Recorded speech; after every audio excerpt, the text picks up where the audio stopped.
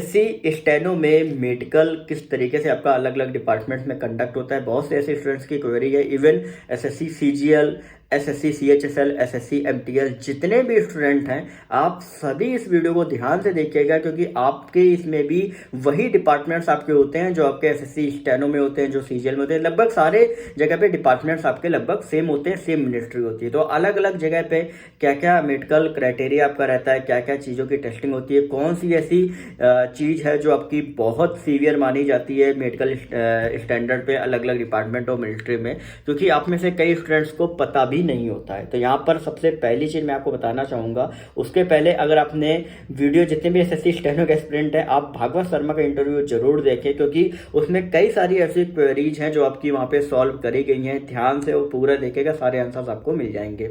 अब यहाँ पे बात करते हैं, तो यहाँ पे होता है क्या है कि अलग अलग डिपार्टमेंट और मिनिस्ट्रीज में जब आपकी फाइनली ज्वाइनिंग होती है तो आपका पहले बात करेंगे मिनिस्ट्रीज की। तो कई ऐसी मिनिस्ट्रीज हैं जहाँ पर आपकी कलर ब्लाइंडनेस जो है वो अलाउ नहीं है, कई ऐसी जहाँ पे अलाउ है। तो सबसे पहली चीज़ आप ध्यान रखो कि जिनको भी कलर ब्लाइंडनेस है तो वो कोई भी ऐसा डिपार्टमेंट चूज ना करें। अगर वो चूज करते हैं, कलर ब्लाइंडनेस निकलती है, तो फाइनली आपको बाहर भी किया जा सकता है। ये ध्यान रखें, क्योंकि ऑलरेडी ये आपका मेंशन रहता है वैकेंसी में। तो यहाँ पर मैं आपको डिपार्टमेंट बता देता हूँ। तो 4200 में अभी तक का सिर्फ एक ही डिपार्टमेंट है, वो भी ये आपका है DGHS, ministry of health and family welfare का। फिर इसके बाद 2400 में सारे डिपार्टमेंट्स हैं, जिनमें आपका बीआरओ है, सीजीडीए है, इवन एसएससी सीजीएल में भी ध्यान रखें ऑडिटर या अकाउंटेंट की वैकेंसी आती है सीजीडीए में 2800 में। तो सीजीडीए ध्यान रखें। एमटीएस में भी आपका रहता है डिपार्टमेंट। फिर आपका सीईएसटीएटी सेंट्रल अपीलेट ट्राइब्यूनल रहता है। फिर आपका आईएमडी इंडियन मेट्रोलॉजिकल डिपार्टमेंट जो साइंटिफिक असिस्टेंट है, ये वो भी ध्यान रखें, उनके लिए भी जरूरी है। फिर आपका आईबी आ गया। इवन मिनिस्ट्री ऑफ टेक्सटाइल्स में भी आपका कलर ब्लाइंडनेस नहीं होनी चाहिए। फिर आपका हाउसिंग एंड अर्बन अफेयर्स आ गया। फिर आपका ministry of statistics and programme implementation आपका आ गया।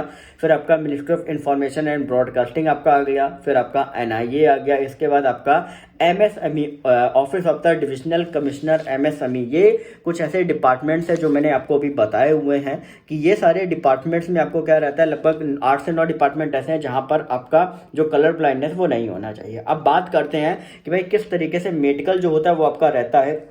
तो सबसे पहले बात करते हैं मिनिस्ट्रीज की।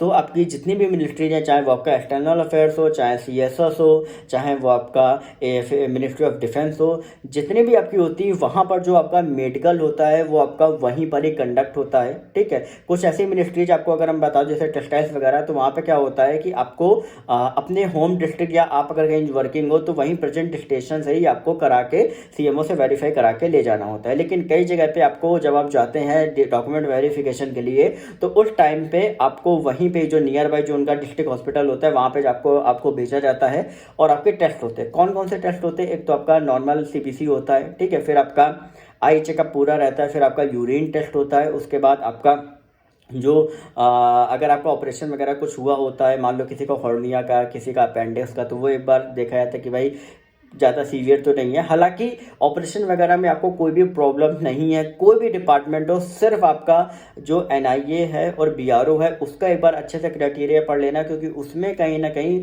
फिजिकल क्राइटेरिया भी आपका मांगा जाता है, इवन आईबी में भी। तो वो एक बार अच्छे से उसका पढ़ लेना, क्योंकि उसमें कहीं ना कहीं सारी चीज़ों को में 1 ईयर का रहता है कि 1 ईयर के अंदर अंदर आपका वो जो ऑपरेशन है वो नहीं होना चाहिए। क्योंकि अभी मैं जस्ट पढ़ रहा था बीआरओ का, तो वो मैंने अभी चेक किया तो उसमें लिखा हुआ था। ठीक है। तो वो एक चीज़ आप अच्छे से ध्यान रखें।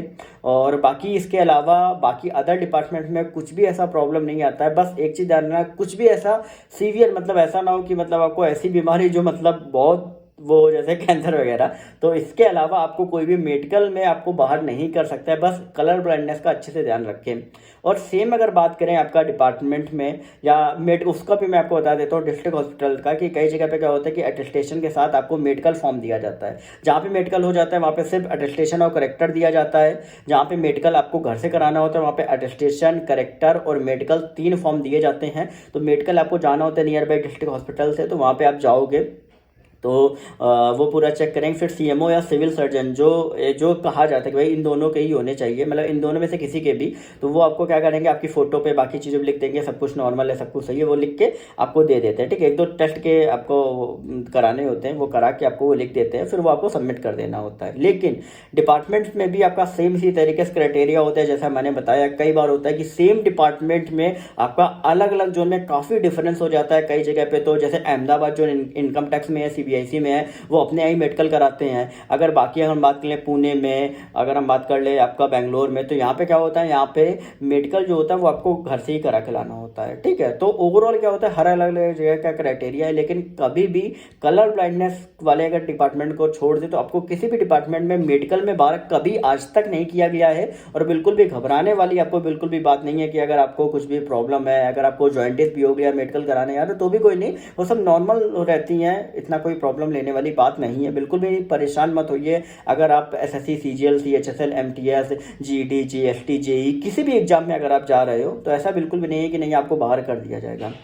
बहुत आराम से होता है, बिल्कुल भी निश्चिंत होकर जाओ, बिल्कुल भी मत डरो। सीबीएसई में तो कई बार क्या होता है कि आपको पूरा चेक भी पूरा किया जाता है कि भाई आपका पूरा कैसा क्या कट वगैरह लगा है नहीं लगा है। ठीक है, क्योंकि ये सब चीज़ें जो मेन डिपार्टमेंट्स हैं वहाँ पे जरूरी भी रहती हैं। ठीक है, बाकी अदर के ऐसा कुछ नहीं होता। बाकी अदर के आपका सिर्फ नॉर्मल ब्लड टेस्ट और एक दो जो आपका आई टेस्ट यूरिन टेस्ट, बस यही इतना रहता है, ज़्यादा कुछ क्राइटेरिया नहीं रहता। तो अगर आपको ये जानकारी अच्छी लगी है तो प्लीज़ चैनल को सब्सक्राइब करना मत भूलें, बेल नोटिफिकेशन को ऑल पे कर लें। बाकी अपडेट्स के लिए आपको टाइम टू टाइम नोटिफिकेशन मिलता रहेगा। साथ ही कोई भी क्वेरी हो तो इंस्टाग्राम पर सरकारी नौकरी वाले बाबा टाइप करके पूछ सकते हो।